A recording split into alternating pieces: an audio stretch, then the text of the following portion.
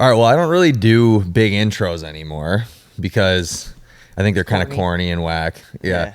But this is Justin from CBG Nutrition, the man himself. How you doing, man? I'm good, man. Enjoying the games out here. Do you want to point that towards you real quick? Oh, yeah, it's Like good. this? The other way. Or like turn it. Yeah. Oh, turn it. Yeah. There you go. Yeah, there you go. Like that? Yeah. Yeah. You can bend it however you want. okay. Just as long as it's facing- This yeah. is way easier to hold. That makes sense. Yeah. Yeah. Yeah. It's all good, dude. It's good. Yeah. No, it's good. Games are fun. Got some, heavy events later. Should be a good time watching the athletes, meeting people. Yeah. So it's good so far. Heck yeah. So we're at the CrossFit Games 2024. And you got how many athletes you got here? I think we have six or seven athletes total. We got some people on the team side and the individual side. So Nice, man. Yeah. Cool. What's it like managing athletes through a weekend like this with nutrition? it's the hardest part is that every athlete's a little bit different. Some athletes want the hand holding. Some athletes want to be left alone. They'll let you know when they need you. And there's like a lot of highs and lows. And so it's multifactorial. There are multiple different perturbations and combinations that you can go through between like having 7 athletes, all their emotions and everything that they need. Yeah.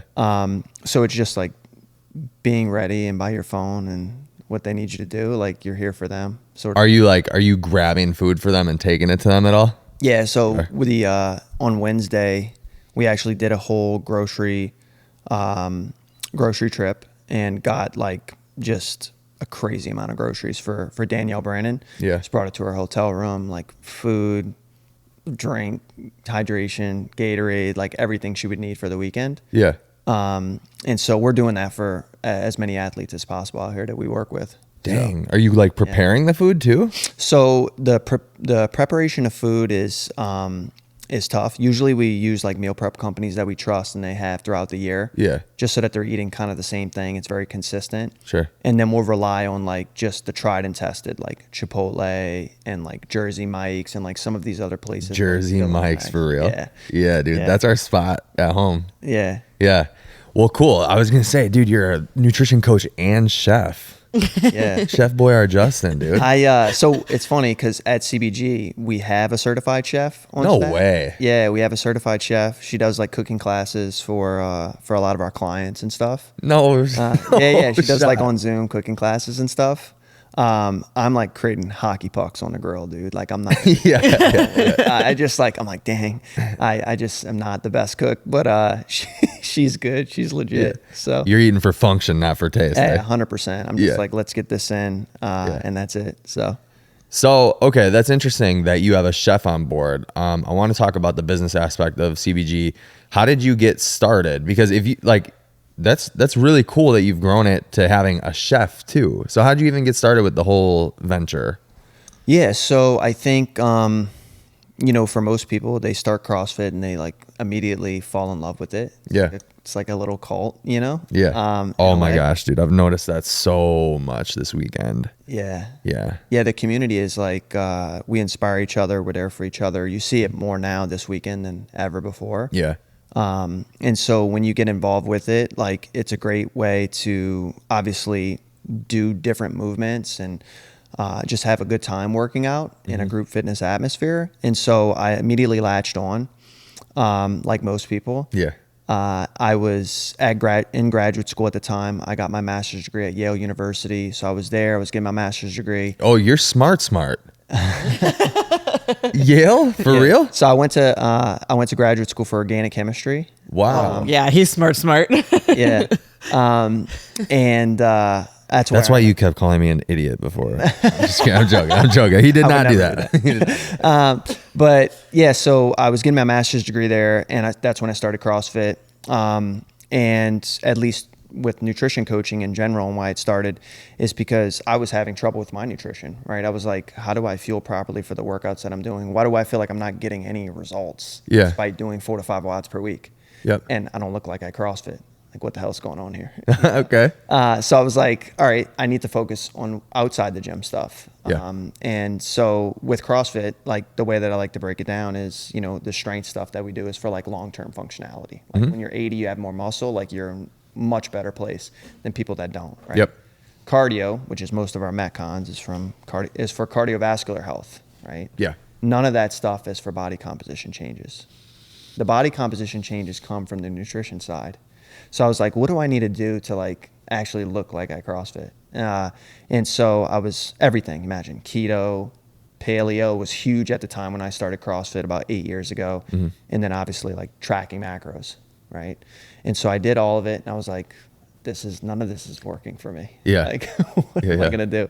So I developed a system around not tracking, and that's where CBG was kind of born, right? Why? So that's interesting to me. So I come from the bodybuilding world, powerlifting, strongman. Yep. So I don't know if you know who like Lane Norton is. Yep. So he was like the big dude in the space at the time, and like 3DMJ Nutrition, all these different like people. Yeah. And everything was about tracking. So like I come from the camp a long time ago of like, you need to track macros. Right. You have to count every gram, stuff like that. Right. And I guess it would probably be more recently. I actually did a story on this where I heard somebody say to have your dream physique, you need to track macros. And I was like, dude, this is just so tone deaf.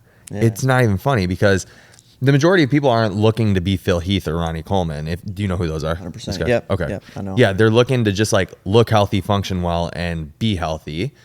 And I think body composition is a function of both things, right? Like obviously the adaptations with strength and condition or strength work and like hypertrophy stuff, but nutrition plays a huge role in it. But you don't have like, you can just look like, tell yourself, I need 4 servings of protein that look like this a day, right? And so why did you err more towards that opposed to paleo or actually counting macros fully? Yeah, it's a good question. I think the idea behind tracking macros in every gram can be really unhealthy for a lot of people. Yep. Right. There are also multiple behavioral based factors that need to be addressed prior to even thinking about tracking every gram of food. Right? Yes. So like you finishing your whole plate after you're already hungry or going for seconds. After you're full. After you're full. Yeah. After you're already full. And not eating throughout the day and then just like binging at night. Like present yourself with pizza or salad when you haven't eaten all day. What you choosing? Yeah. Choosing pizza. Yeah, for sure. Not having a plan on the weekends. Just being like waking up on Saturday and just being like, I don't know. What are we doing? What are we doing this weekend? I have no idea. How many people do that? And so not having the habits in place with your nutrition in that way, you don't need to track macros in order to like change those behaviors, and those need to be addressed first, right? So coming from the bodybuilding world, I noticed that tracking macros can really lead to disordered eating in a large population, specifically females. Yeah. You see it in, is that kind of like what you're alluding to well, behaviorally? I think that females are more susceptible to having just poor relationship with food just based off of diet culture. Yeah. And that comes from external pressures on social media and everywhere through bodybuilding movements and things like that over the past couple decades. And so therefore out of that, women will do, and most people will do whatever they can to feel confident in their body and just make improvements. And so out of that, extremes such as tracking macros for the rest of your life, right, have emerged, right? Yeah. And tracking macros in general is not a bad thing to do. Like I think everybody should do it because honestly, you don't understand the full amount that you're eating until you have some sort of numbers behind it. You'll never know what 4 ounces of chicken looks like unless you weigh it once. 100%. Yeah. Right. Yeah. But it's the idea that tracking macros is sustainable and should be used long term as a tool. Like nobody's grandma's tracking macros right now. Yeah, I hope not. Yeah, I hope not. Most anyway, right? Yeah. And so that's the thing. So yeah, it can lead certainly to disordered eating for a lot of people. Everybody's different. But yeah, it could be a real struggle for a lot of people for sure. So with your business though, what else I think is really interesting is that you have this model of like not really weighing food, right? Like that's kind of what you do. In terms of performance for the elite athlete, right? Are they tracking all their macros or are you still doing kind of like the mindful eating type of thing? Yeah, so what we do is somewhat in between, right? So like tracking every single gram is like let's say we put that over here. And then there's the like intuitive eat, like eat in a quiet room. Yeah. Like sort of, Yeah. bizarreness, right? Yeah. We're somewhere in between, right? I'm gonna intuitively eat this ice cream, dude. Yeah, or cookies or all this Yeah. stuff, right? You need to build those skills in to be saying that you're accurately, intuitively eating and going to get deliverable results. For sure. And so really what we do at CBG is we help you build the habits in your life through our nutrition lifestyle blueprints. Tells you basically around your schedule what your portions need to be for different meals, different foods you can choose from. Where you use our macro cheat sheet that just literally simplifies everything. Takes you from the food to the macro to the portion size. Got it. Right? So sort of an in-between of like, hey, we don't need to weigh and measure every single thing we're eating. These are the portion sizes, what they look like. If you're 5 grams over on protein, it's not why you're not getting results. Yeah. Right? And so it's sort of in between. You can build and learn intuitive-based eating principles through doing that sort of system, which is good.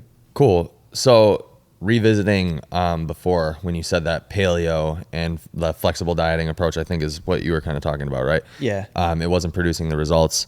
So what did you do to then produce the results, or how did you acquire this knowledge that then did give you the product you were looking for?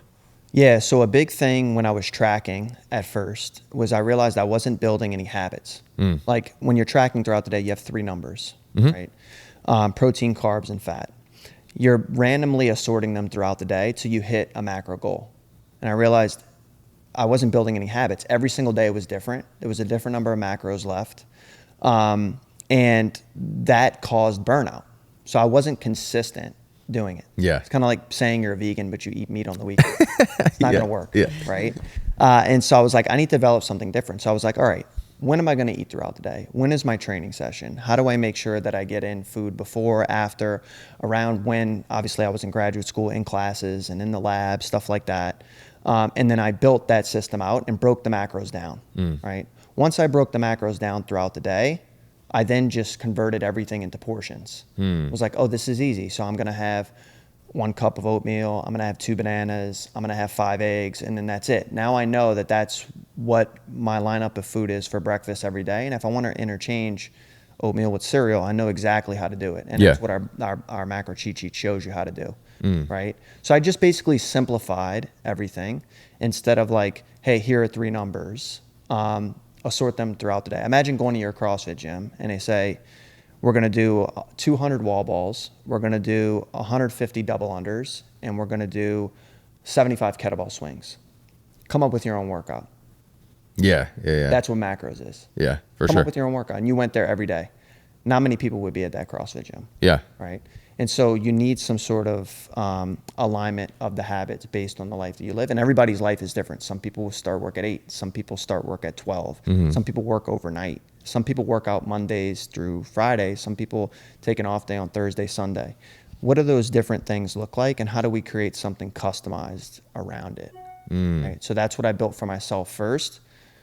And then went from there. Makes sense. Okay, cool. Can you just point that mic at you a little bit? There you go. Right. So how do you end up, well, first off, did you finish your master's degree? You Yep. said that you did? Okay. Yep. So what did you do with the degree after school? So I worked for a number of different pharmaceutical companies. I created some oncology drugs, some HIV drugs, none of them approved, but just part of the game. Yeah. Right. And then I worked as a research and development chemist for ExxonMobil. Really? Clinton facility in New Jersey. Yeah. Wow. And so, I was part of the research and development team there for a variety of different products. I can't talk that much about that. No, come on. Yeah. But yeah, there are a number of patents out there and stuff that I accumulated while I was there. CBG had started well before that. It was kind of like a side gig, like anything else. You're like, hey man, I'm going to do this. I'm going to work with some people, I'm just going to try to grow it slowly, side income, side hustle. Yeah, for right? sure. And then it just kind of kept going from there. So, fortunately I was able to leave my 9-to-5 job beginning of last year. Sweet. 2023. And, Congrats, man. yeah, thank you. Yeah, it was a very, very difficult decision. Yeah, Was it? I can imagine. Did you love doing your job? Of course, and there was a part of me that felt almost responsible. Like, man, dude, you went to like one of the best schools in the country, like for this, like, like I guess the way to frame it, and this is not, I'm far removed from like doing any chemistry related work. It's been years I've even thought about it, I feel like. Yeah. Because I like mindlessly did my job anyway when I was there. I was only cared about CBG for a really long time. But like for organic chemistry, at least my degree and going to Yale is like making it to the major leagues. Yeah. So I was like, dude, you made it to the major leagues and now you're not going to do anything with this? How? Why? Yeah. So I struggled with that mentally for a really long time. Like, how can I leave this job, secure benefits, and finally made the leap? And it took me a long time, but that was one of the things like holding me back, you know? Yeah, dude. So, I have that problem as well. I'm a PA, and I've been a PA for 11 years, and I'm like, oh my God, you just paid off your student loans in December. You spent all this money getting this degree, but really hard. I want nothing to do with it anymore. So it's like, I get it. It took me a long time. Yeah. So I'll just share some figures. I don't know if the audience cares about this or not, but money? Yeah. CBG was, it took CBG to make $100,000 a month before I decided I was going to quit. Dang. Right. And the margins are like, we have like 50% margins. That's crazy. So I was making more in 1 month. Yeah. Then like you were making one a or year. 2 months than I made in a year. Yeah. Wow. And then I decided that's what it took. You had to make over $1 million a year to leave your job. That's crazy. And CBG was growing really fast. So it kind of just went like, it was like, we weren't even close to $100,000, then we were. Yeah. Right. So it was kind of just like trying to process that and then getting there. But yeah. And then obviously since I quit, of course, now I'm spending 100% of my time doing it. Yeah. So it's like the leap was 100% worth it. But yes, mindset like wise, I struggled for one of the hardest decisions. Well, you're obviously a very hard worker. If you went to Yale and got your master's degree and you also had a side hustle and all this stuff, let's dig into that a little bit, because you're bringing up mindset. Where did you get that mindset, the work hard mindset? Oh, man, that's a good question. So I'll tell you when something flipped for me. Okay. I was about 10 years old, right? I was just a regular kid. I went to Catholic school. I was a C student, right? Nothing crazy. I'm still a C student. Yeah. Sometimes I studied for like the spelling test. Sometimes I didn't. Yeah. Right. And then my parents told me I was adopted. I was 10. Right. So this is the symbol for adoption on my hand. Okay. Tattoo. Cool. And it's been like a huge part of my identity ever since then. Something like changed. And what do you think it was? I don't know. I just felt like just based on the opportunity that I was provided and I was given, I needed to do something different than what I was doing. You mean somebody took a chance on you, kind of? Right. Like it almost felt like, wow, where would I be if I wasn't adopted? So you felt like you owed them something? Myself and everyone around me, like just be your best, Yeah. and whatever it is that you're going to do. I love that. Right. That's really cool. And like, I thought about that a lot because at 10 years old, I didn't know that was the case. Mm-hmm. I had no idea, but it's like through chatting with people like this and going on podcasts and doing things where people like ask me this question, like what happened? Mm-hmm. How, why are you the way you are with this? And that was the moment. 10 years now old. I know, like now that was the moment. And like, that's very weird now to tell a kid that when they're 10 that they're adopted. Usually they're like raising them up like, hey, you're adopted. Like, you know what this means. Like you're young and you go into it. But like, I looked a lot like my adoptive father. So I never put 2 and 2 together. I maybe would have like as I got older, but I just didn't. And so that was like a turning point in my life for sure. And then like this competitive nature around like I played college baseball, trying to get into the best school in the country, starting CBG in a business, like all of these things. Yeah. It landed me here, I guess. Wow. Where'd you go for your undergrad? I went to Loyola University. Is that in D2? New Orleans. It's NAI D1. Oh, okay. Yeah. I pitched in college. Nice. So I did that for a little bit. And then yeah. Dude, that's a crazy story, especially that a flip switched in you at 10 years old, bro. 10 years. That's it. I really like when I look back, I just like searching. Yeah. And I knew that was it. Like there was no other moment because I know what I was like before that. I remember memories of my life when I'm 7, 8, 9. Like I remember vividly like being in Catholic school before I switched to public school. So I had those memories and remember just not being driven really, just like good time, whatever. And then just like went to middle school and just like something flicked. So take me through a little bit more. Like, what else was that like figuring out that you were adopted at 10 years old? Because being like thinking as a parent, right? We have 2 kids, not adopted, but I'm not very sure like when the appropriate time would even be. So like, I could imagine your parents probably had some internal turmoil and they were like, when do we tell, our son that he's been adopted? What else did you feel? I mean, at the time, a lot of confusion, especially at that age. Like, that was the main emotion that I felt at the time. Just like a lot of confusion, right? For me, I think I also at the time emotionally went numb a little bit, just like focused on results. Yeah. Like I still today like have just like a lack of empathy compared to talk to my therapist about this all the time. I just don't have those feelings that I feel like other people have, and I think that, from that confused state and just being told that, not knowing really what to feel just made me so numb. Right. Yeah.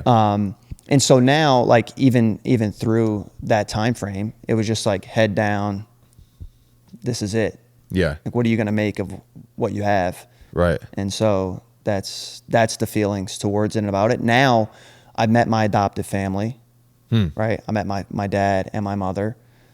I'm up here not up here, but in Jersey. All my family lives in Louisiana and they all like hang out together for like holidays and stuff. Like all my adoptive family and my biological family and my adoptive family hang out together.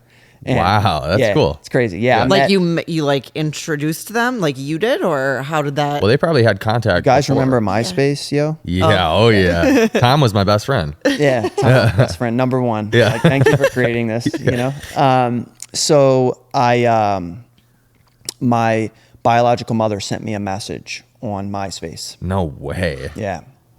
How old are you? The internet, man. I was how old are you like now? a freshman in high school. Right now I'm 33. Okay. Yeah. Right. All right. Got it. So freshman in high school. And for me, like I said, I was dull. Like I did not want to meet my family. I was like, I don't care. They're not my family. I don't care. Right. If I ever meet them, who cares? Like no curiosity, like nothing. Did not care. Right. Then I got the message and I'm like, she didn't tell me she was my biological mother. She says, hey, just want to tell you I love you, thinking about you, just let me know if you need anything, whatever. And you're like, who's this? Yeah. And so this is before like you were getting a bunch of spam messages. Like if you got a message on MySpace, you're like, this is someone that knows me or whatever. And so I show my adoptive mother. She's like, that's your biological mom. Wow. What?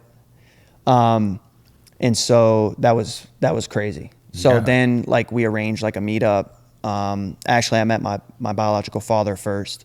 She doesn't really have a lot of contact with him, but they still like knew each other through family friends and stuff like that. So I met him first, and that's when like a rush of emotions, like everything. I was sad, happy, confused, like everything at once. Like when I first seen him. Yeah. Like, wow, this guy looks just like me. That's crazy. I'm like, he looks just like me. Was there like feelings of anger?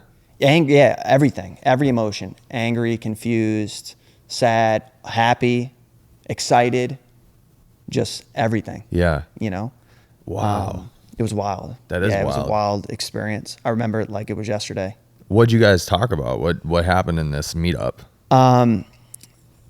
We went to the gym, actually. Went to Snap Fitness. I was like, let's get a workout in. I was also doing bodybuilding at the time. I'm cool. Like, let's do some buys and tries. Yeah. So we went there. We smashed, and we didn't talk a lot. Yeah. There wasn't a lot to say. Yeah. Like, hey, how much you doing on this next set? It was like we had never like lost touch. We were just hanging out, cool. That's cool. You know? And now it's like one big family. It's like kind of crazy. And I'm up here and they're like in Jersey and they're like down in Louisiana. Wow. You know, it's like kind of crazy. Do you have any siblings? Were you the only, like your adoptive parents, were you the only one they adopted? Yeah, so this is also a very interesting story. You guys opened it up, guys. You guys opened it up. Let's go. Maybe we get back to business stuff later. Yeah, we'll see. we bring the This is, nutrition like, guy on here. So, Hey man, if we need to talk about that in a different pod, I'm not opposed. Yeah, we can do something else. So my biological mother had someone before me. She wanted to keep her, right? And she was very young at the time. She was like 15, 16. She had me when she was like 17, 18. Got it. And being young like that, it's very difficult, right? Without any support, any help. I don't believe the father was around. It wasn't my father. It was someone else. And I believe the story that I know is that she wanted to keep her. She wanted to, you know, obviously have her in her life and you know, raise her, right? Well, unfortunately, other people in her family didn't believe that was the right thing, right? Being so young and everything like that. I wasn't there. I don't know the whole story. Either way, it ended up being that some family members ended up like almost like, hey, you're coming with us. And they adopted her from my biological mother in from what I know, forceful way. Okay. Fairly forceful way, right? Being that young. My story, so she's a half sister, never met her before. We just never connected in the right way. I've tried to talk to her multiple times, just hasn't worked out. So when I was born, my dad was in college. They were staying together in a dorm, like dorm room together, wherever they kind of stay, my biological mother and father. And then she came back down to Louisiana because he went to college out of state. And she said, I'm pregnant. You know, and they're like, no, my mom didn't show. They're like, no, you're not pregnant. Like, stop, whatever. Okay, no problem. She had me, gave me up for adoption. My dad came back home, and they were at a bar somewhere. It's like a movie. It's like weird. It sounds like a movie. Yeah. And she slid a picture over to him and was like, that's your son. Wow. I told you. And when I met him, he's like, I've been looking for you for years. Oh my God. Yeah. Wow. Looking for you for years. So this is what happened. And then I obviously met him. He was very emotional when I first met him. For me, I was still in that, like, I don't know, man. Like, do I want to meet him? Do I care? Then when I got the message, I had some feeling like, well, maybe I should, like, do I want to really die not knowing? Yeah. Like, do you want to die not knowing? And people would ask me that all the time, like, are you sure you don't? I'm like, no. These are my parents. They took care of me. They give me everything I need and support me. I don't need to meet my biological parents. I can't even imagine like having that first contact with your dad and him being like, I've been looking for you for years. Yeah. That has got to be like soul crushing. And my dad's like a very quiet guy. Yeah. He's not one to talk a lot. His wife is the one that told me that. Wow. So like, that's like, yeah, we've been looking for you. That's wild, dude. Because this was before, like, you could just reach out to anybody. Like, the only people you were talking to on, like, AIM or whatever was, like, friends you knew from school, you know? Right, like, you didn't have somebody's random AIM username and, like, yo, what's up? You know what I'm saying? Wow. Yeah, so, like, when the internet came, you can now talk to random people. Like, oh, I know this person. I seen them at this place. Let me add them as a friend, you know? And so they weren't able to find me. Like, through the adoption, it doesn't work like that. Like, you don't have contacts through who you just don't, you know? And so, yeah, it was through the internet and through social media that it all happened. We talk so much about like how bad social media is for so many different reasons, but then you get stories like this and it almost like makes up for every bad thing that happens, you know? Yeah, I feel like it had, like, even CBG growing in the way it did, like, not possible without social media. This podcast, like, everything, like, without social media, impossible. This is like a huge part of your life, I'm sure. Yeah. What you do. I would say social media, honestly, is like 80% good.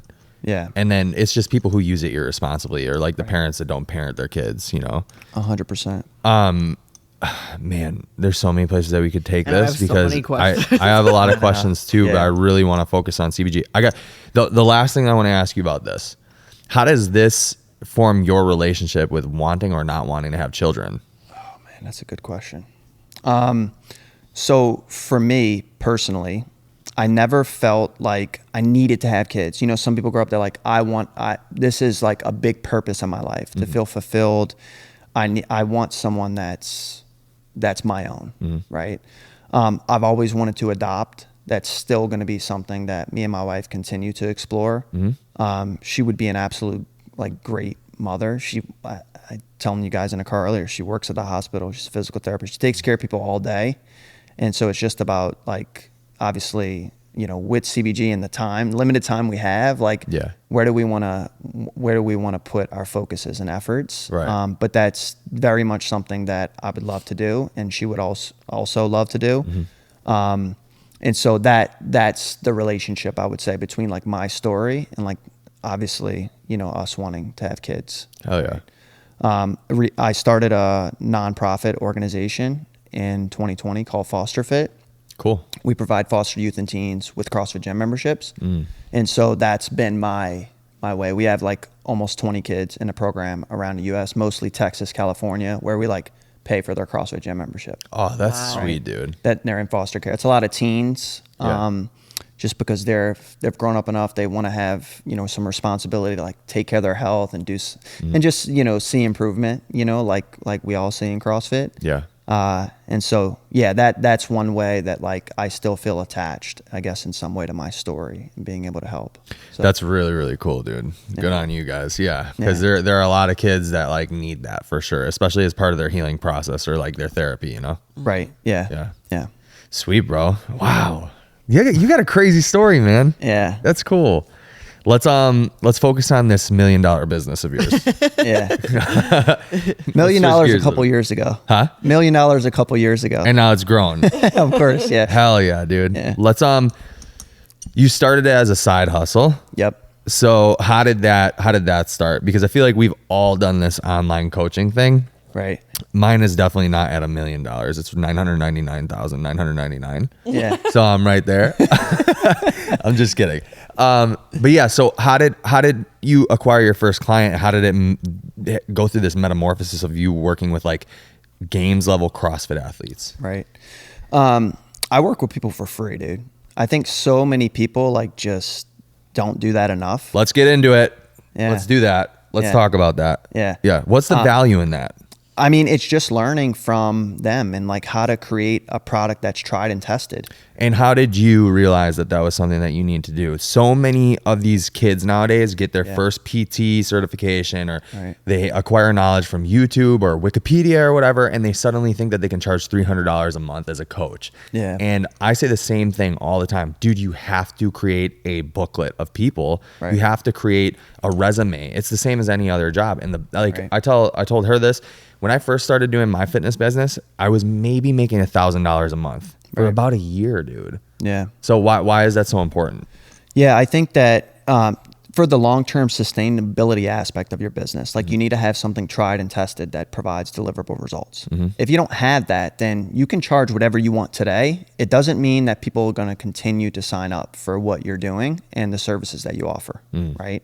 And so when creating a long-standing business, if you just want to try to make as much money as possible in 6 months, no problem. Charge people what you feel you're worth or whatever. And, obviously try to do your best to work with them, right? But if you want to create something sustainable and long-term, it's this delayed gratification principle that you have to understand. And it's the way business works, because the CrossFit community, in our business, that's mostly who we work with. We're CrossFitters, people that are just every day doing 4 to 5 watts per week, as well as athletes. And so they talk, man, we're all here.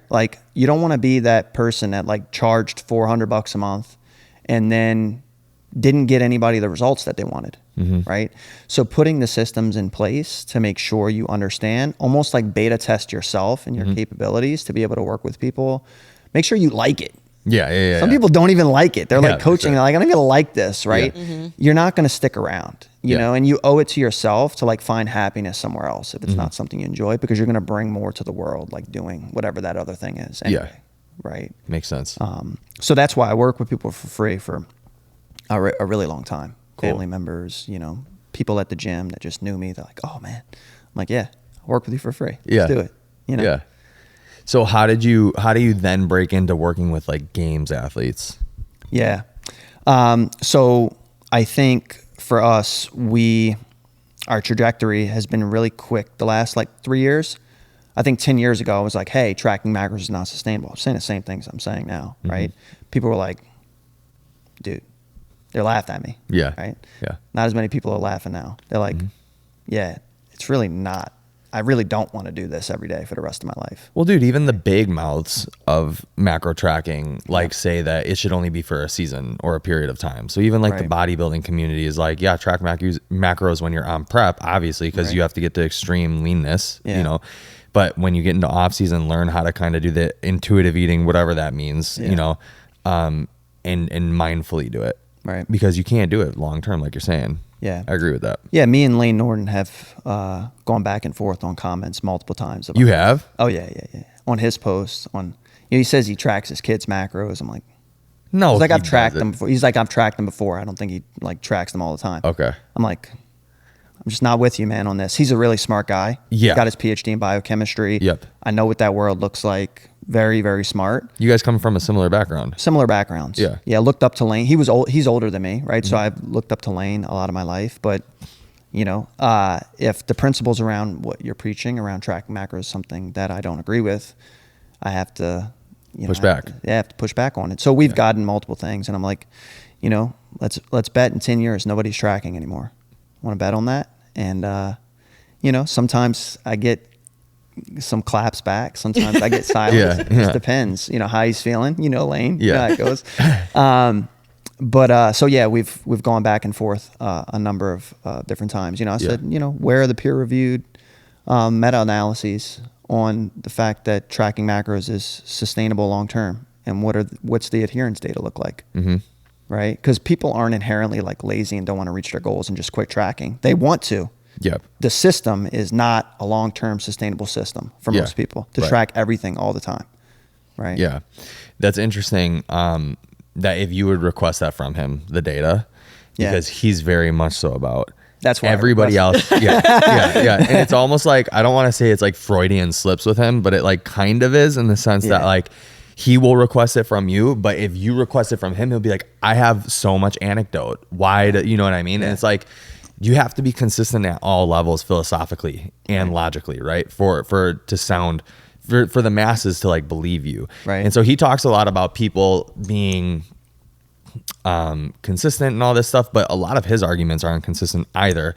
Because I'm of the camp, like, I agree with you. I don't track my macros. The only thing that I track is protein for the most part, and then I just kind of like feel out what I'm gonna do, but I did it for years, right? So I know that it's not sustainable, right? And so, but I'm of the camp where like I think that macros, you know, for, you know, law of thermodynamics and all this is the end all be all. You consume more than you take, you know, all that bullshit. But I also think that really high quality foods, I think that like the caveman people are also saying something really, you know, intelligent and really valuable. Like the more high quality foods you have, probably the better functioning at a cell level you have, which means your metabolism is probably going to run higher type thing. Yeah. It all makes sense. But yeah. The laws of thermodynamics are still true. Yeah. Like, they don't change. Yeah, they don't change. Yeah, it's still true. It's just the method of tracking, and those principles around doing it all the time aren't a way for us to accurately, long-term, and sustainably be able to understand our intake. Yeah. Like day in, day out. 100%. Right? It's the method itself. Yeah. That's broken long-term. Yep. I agree. So how did you get into working with games athletes? So from there, obviously, like developing a niche, super important, right? You have to develop a niche. So we're helping CrossFitters not track macros. Yeah. Right. Some people are like, I'm a PN1. Nobody cares, dude. Nobody cares that you're a PN1. Nobody cares that you're a nutrition coach. Who are you helping? Who you're serving? So when you go to your Instagram profile, wherever, it has to say clearly who you're supporting and helping. If it just says NASM, nobody cares. Yeah. Nobody cares. They care about how you can help them. You need to find a niche within your business, right? So once we develop that, we just like all the way. One product, one channel, one avatar, till 3 million a year. You don't need to do anything else. You don't need to go to a different social media platform. You don't have to create multiple offerings. You just do one thing. Yeah. Right. So we stuck to that. And as we stuck to that consistently over time, we were able to, through the tried and tested system I'd built working with people for free, start actually giving people the results that they wanted, right? In the CrossFit space and sphere ecosystem, right? I would say just over time, we have like probably over 5,000 testimonials at this point, like before and after pictures. Wow. Over the last 10 years. Yeah. That's wild. All without tracking.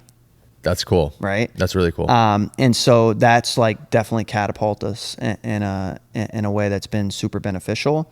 Once we had the money to finally start working with athletes, we started investing in them in a big way. Right. So like investing in them, working with them. And then also like working with like big name meme accounts, shout out accounts and stuff like that, so that they could also promote through obviously working with us directly and through our services. Right? It's not like, oh, hey, like post about this, but we don't work with you. All of our athletes work with us on the nutrition aspect. Okay. Right. In every way. So yeah. So are your athletes mostly sponsored, or are they paid customers? They're sponsored. Okay. Our athletes are sponsored. So we have some athletes that are not, some athletes that are. It just depends. But all of the athletes, sponsorship or not, they work with us one-on-one. Like they do video calls with their coach every single week. They have 24/7 tech support with us and our team. We're very close with all of the athletes that we work with.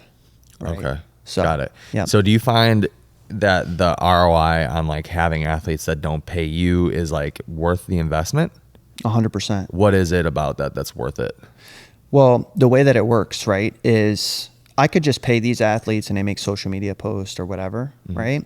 But they're more likely to be able to even speak to people on the street or the gyms that they drop into or people at their gym, other athletes and friends, which is why we have so many athletes, because all the athletes know each other. Yeah. Right.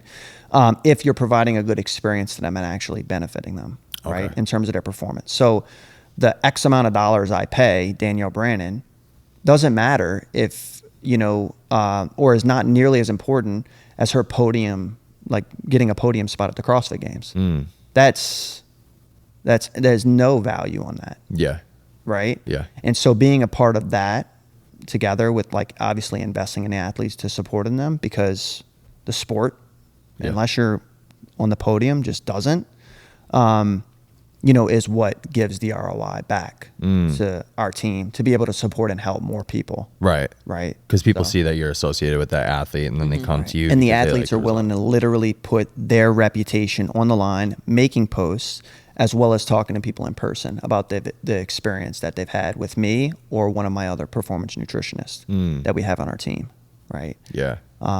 So it was a ways down the road that we actually started investing in athletes. I've had a couple athletes I just work with for free as well at the beginning that just like, were like, all right, I don't know much about you, who you are.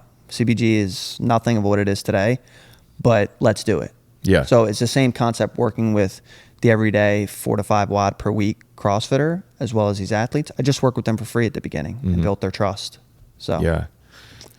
Who all do you work with in the games level? Yeah, athlete wise. So we work with Danielle Brannon on the female individual side. Work with Hattie Canyo on the female individual side. Sam Quant on the male side. James Sprague on the male side has a leader jersey right now. Yeah. Would be awesome when this airs. Everybody knows he's won the game, so he's so sick. I actually think he's going to do it. Yeah. Yeah, he's yelling about that this morning. Yeah. Yeah. He told me like 10 times. Yeah. He wanted the leadership jersey. He told me ahead of time. I've had so much belief. He's one of the first athletes I ever worked with. I worked with him 5 years ago, and he just let me work with him for free. Wow, right? Cool. Yeah, 4 or 5 years ago. Since he was young. Young. Wow. When he was a teen, like right after he aged up out of the teen, he had a knee injury.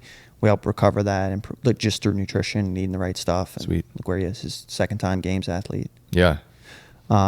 Sam Quant on the individual side, and a number of team athletes, Hannah Black, Chandler Smith, Jesse Smith. We work with Ellie Turner. Sweet. Oh, yeah, that's right. I knew that. So, yeah, we have a good number. I'm leaving some out, but yeah, cool. A lot of higher-level athletes like that. How many high-level athletes come to you? And because I'm assuming you do like a report, right? Like when they come to you and then they have to report to you what their diet kind of looks like already, stuff like that. I'm assuming that's what you do.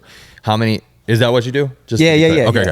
So when they come back with their intake form or whatever, how many of them are you like, what the hell is going on? How many of their diets are just not in? Yeah. It's different for each athlete. Some are very like, more for athletes, it's not the discipline aspect, not willing to do what it takes. It's more of like them not knowing. Right. So like we get someone that does 4 to 5 watts per week, right? They send in their intake form, their questionnaire. They're like, I'm like, how much like alcohol, like how much alcohol do you consume per week? They're like, weekends or, 1 glass of wine per night or 2 to 3 times per week.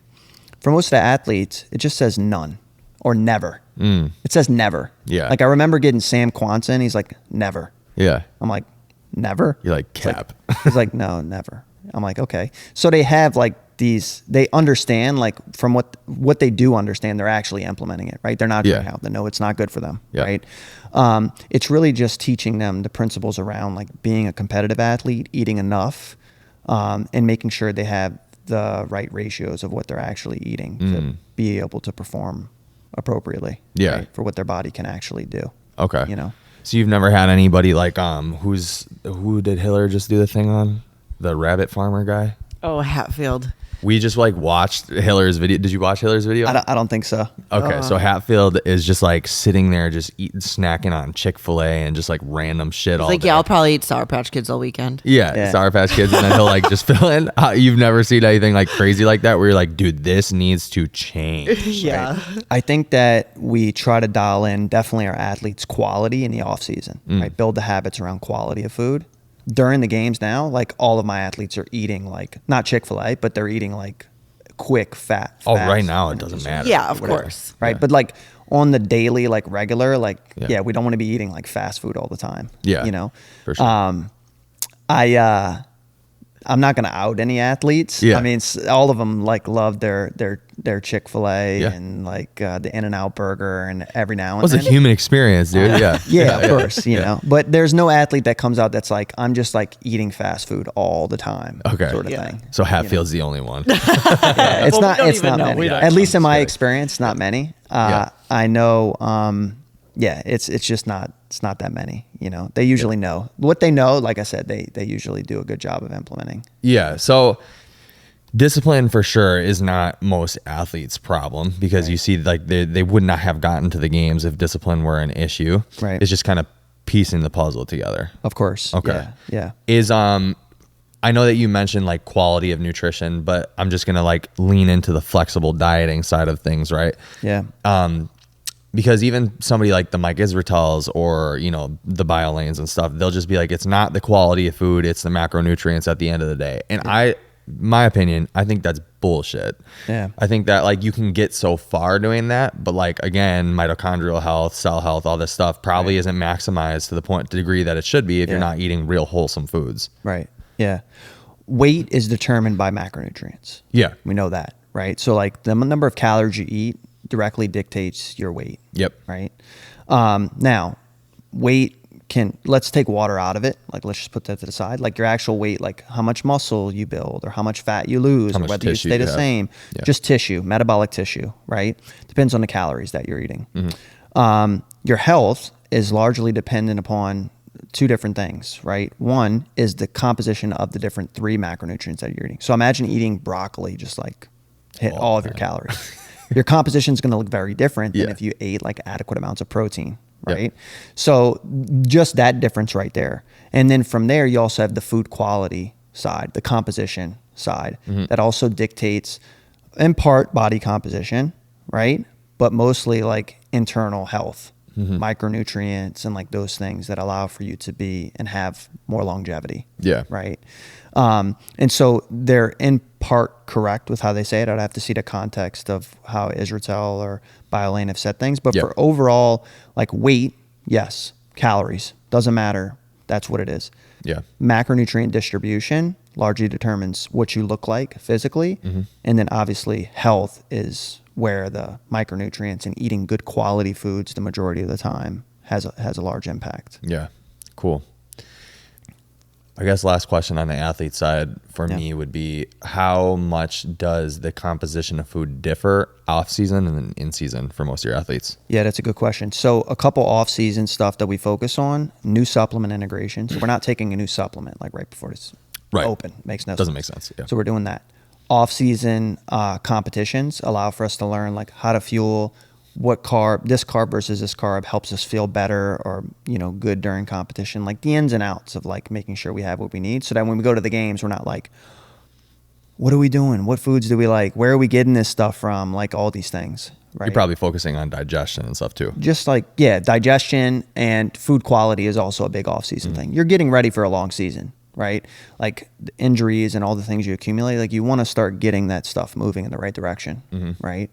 Those are the off-season important principles that we'll focus on. In season is bringing it all together and just obviously getting the caloric support that the athlete needs to be able to perform, right? And so principles like regular training day sessions, like the protein's the most important macronutrient to do 4 to 5 watts per week. It's no question. Yeah. That switch to carbs when you actually start competing, right? Carbs is the most important. Yeah. Right. So it's like just switching little things and dialing those things in. Cool. As the season just goes along. Cool. All right. Last thing I've heard, just because I've heard you say this a good amount of times, and I've heard it on your social media too. You say a lot, 4 to 5 wads a week. Yeah. Okay. Is your goal business wise? So you can expand on this too. Yeah. And where you want to take CBG, is your goal business wise to be mostly Gen Pop? And you're trying to make it accessible to the population at large rather than working with like high level athletes? Correct. Okay. Yeah. I think that everybody in the CrossFit space has some performance goal for themselves. Most people are not just doing CrossFit and just like don't care if they get stronger or don't care if they ever learn double unders or a new skill. Yeah. We all have these like performance things that we're striving for right? Sure.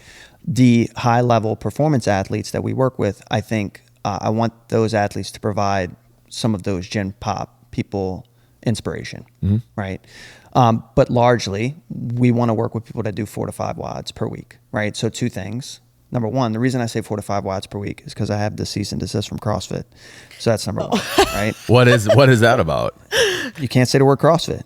I can't say CrossFitters, CrossFit. I can't say any of that. I'm saying so it right now. that's why you say, cool. All so right. 4 to 5 wads per week. And some people like related. Of course you have the season. Yeah, of course. I got a cease and desist. Everyone has it. Everybody has it. Yeah.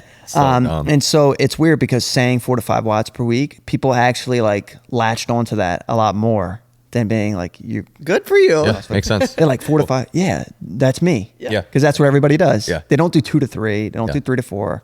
Most people do 4 to 5. Right. And so, the goal is to continue to expand and work with people that are doing 4 to 5 watts per week that want to recomp, that want to lose body fat, build muscle, crush their wads without tracking macros. Cool. Right. So. Yeah. Love that, dude. Well, hey, we appreciate your time and you coming in, and we picked him up from the games and drove him to our Airbnb. Yeah. And now we learned a lot about you, and this is a really awesome. good podcast, Great. dude. Awesome. Yeah, you got a really cool story. I feel like you're doing a lot of really cool stuff, so I can appreciate it, man. Yeah. Anything that you want to leave the people with?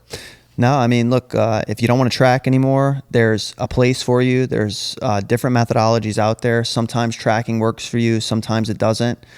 So just happy to provide people with another alternative, especially in the CrossFit space. I have 12 full-time coaches on my team. It's what we help people do. They all do CrossFit. And so if you want some free guides, some free trainings, we give that stuff out all the time. And just hit us up, CBG_online_nutrition on Instagram. That's where you can find me. Sweet, man. And I want to say one last thing too, to the bodybuilders or the powerlifters. Okay. If he's helping top level, top notch athletes at the CrossFit games, who the girls are all running either just over 6-minute miles or just under 6-minute miles, and the boys are doing just under 5-minute miles and just over, and they're not tracking their macros to every gram, you guys probably don't have to either. Let's just keep it G. Yeah. Yeah, I think we've showed over 5,000 testimonies of people that have transformed their body without tracking. We've helped people get to the games without tracking, and hopefully this year we can have somebody win the CrossFit Games without tracking. That'd awesome. Cool. Yeah. Well, good luck, dude. Congrats on all your success. Thanks, man. Yeah. Thanks for having me on, Justin. Appreciate it. Absolutely. Yeah. Sweet. Peace out, guys.